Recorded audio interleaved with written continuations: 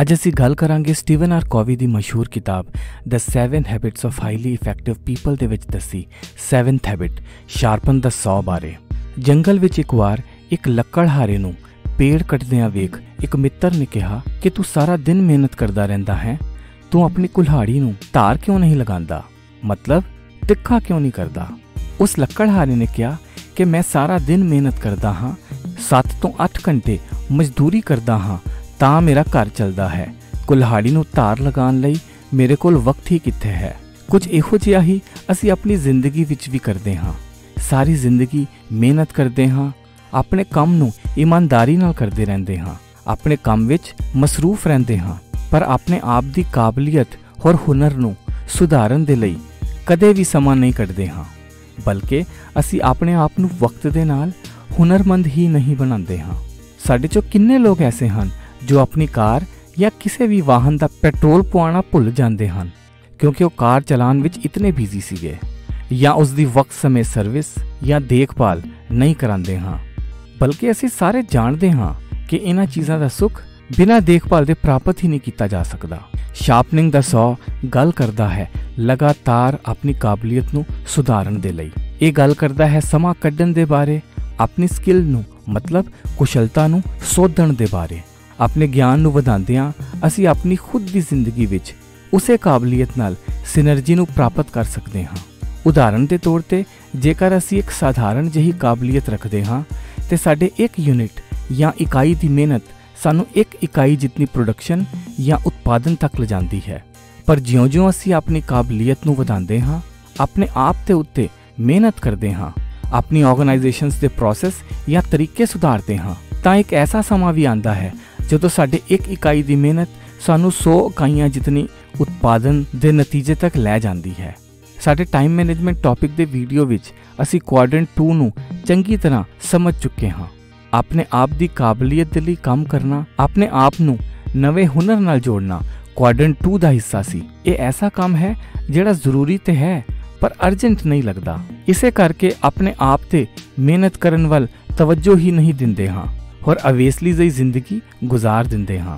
ਅੰਗਰੇਜ਼ੀ ਦੀ ਕਹਾਵਤ ਹੈ if you have not learned how to help yourself you can not help anyone else. ਭਾਵ ਜੇਕਰ ਅਸੀਂ ਆਪਣੇ ਆਪ ਨੂੰ ਸੁਧਾਰਨ ਦੇ ਲਈ ਆਪਣੇ ਆਪ ਉੱਤੇ ਮਿਹਨਤ ਨਹੀਂ ਕੀਤੀ ਤੇ ਅਸੀਂ ਕਿਸੇ ਹੋਰ ਦੀ ਸਹਾਇਤਾ ਵੀ ਨਹੀਂ ਕਰ ਸਕਦੇ। ਜਿਉਂ-ਜਿਉਂ ਅਸੀਂ ਆਪਣੇ ਆਪ ਉੱਤੇ ਮਿਹਨਤ ਕਰਨਾ ਸਿੱਖਦੇ ਹਾਂ, ਅਸੀਂ ਆਪਣੀ ਜ਼ਿੰਦਗੀ ਵਿੱਚ ਕਈ ਤਰੀਕਿਆਂ ਨਾਲ ਲਾਹਾ ਖੱਟਦੇ ਹਾਂ, ਜਿਸ ਤਰ੍ਹਾਂ ਕਿ ਕੁਆਲਿਟੀ ਆਫ ਲਾਈਫ ਮਤਲਬ ਕਿ ਜਿਉਣ ਦੀ ਗੁਣਵੱਤਾ ਦੇ ਵਿੱਚ, ਪ੍ਰੋਡਕਟਿਵਿਟੀ ਜਾਂ ਕਿ ਕੰਮ ਕਰਨ ਦੀ ਸੁਚਾਰੂ ਸ਼ਮਤਾ ਵਿੱਚ, ਸੈਟਿਸਫੈਕਸ਼ਨ ਜਾਂ ਜ਼ਿੰਦਗੀ ਵਿੱਚ ਤਸੱਲੀ ਲਈ, ਰਿਲੇਸ਼ਨਸ਼ਿਪ ਜਾਂ ਕਿ ਰਿਸ਼ਤਿਆਂ ਵਿੱਚ, ਹੋਰ ਡਿਸੀਜਨ ਮੇਕਿੰਗ ਜਾਂ ਕਿ ਰੋਜ਼ਮਰਰਾ ਦੇ ਫੈਸਲਿਆਂ ਨੂੰ ਲੈਣ ਵਿੱਚ।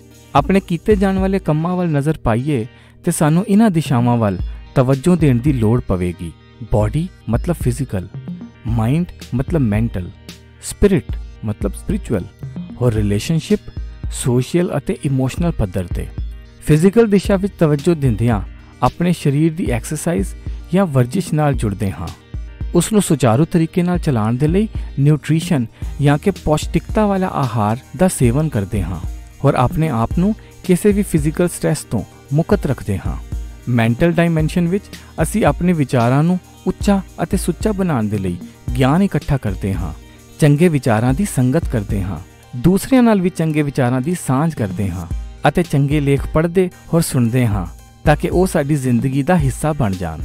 ਸਪਿਰਿਚੁਅਲਿਟੀ ਦੀ ਰਾਹ ਸਭ ਦੇ ਲਈ ਵੱਖਰੀ ਹੁੰਦੀ ਹੈ, ਪਰ ਇਸ ਵਿੱਚ ਕੰਮ ਕਰਦਿਆਂ ਅਸੀਂ ਆਪਣੀ ਸਵੈ ਪੜਚੋਲ ਕਰਦੇ ਹਾਂ, ਆਪਣੇ ਆਪ ਨੂੰ ਸਚਿਆਰ ਬਣਾਉਣ ਦੇ ਲਈ ਅਗਰਸਰ ਹੁੰਦੇ ਹਾਂ, ਆਪਣੇ ਅੰਦਰ ਵਿੱਚ ਰਹੇ ਸੱਚ ਨਾਲ ਜੁੜਦੇ ਹਾਂ, ਉੱਚੇ ਅਤੇ ਸੁੱਚੇ ਗ੍ਰੰਥਾਂ ਦਾ ਅਧਿਐਨ ਕਰਦੇ ਹਾਂ, ਸੱਚ ਦੀ ਇੱਕ ਮਿਕਤਾ ਵਿੱਚ ਲੀਨ ਹੁੰਦਿਆਂ ਆਪਣੇ ਆਪ ਨੂੰ ਰੀਬਿਲਡ ਮਤਲਬ ਆਪਣਾ ਨਵ ਨਿਰਮਾਣ ਕਰਦੇ ਹਾਂ।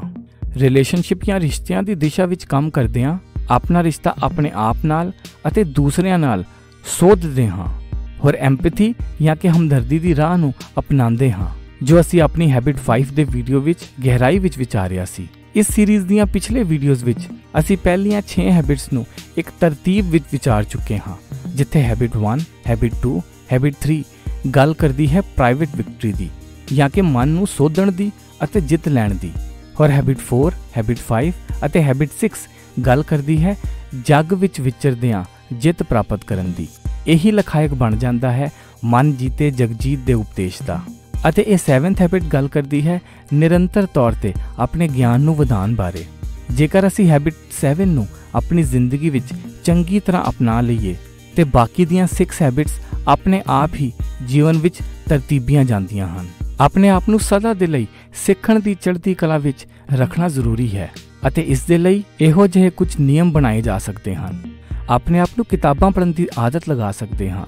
ਜੇਕਰ ਤੁਹਾਡੇ ਕੋਲ ਸਮਾਂ ਨਹੀਂ ਹੈ ਤੇ ਤੁਸੀਂ ਇਸ ਚੈਨਲ ਔਰ ਬਲੌਗ ਤੇ ਕਿਤਾਬਾਂ ਦੇ ਵਿਚਾਰਾਂ ਨੂੰ ਸੁਣ ਕੇ ਆਪਣੇ ਲਈ ਉਹਨਾਂ ਦੀ ਚੋਣ ਕਰ ਸਕਦੇ ਹੋ।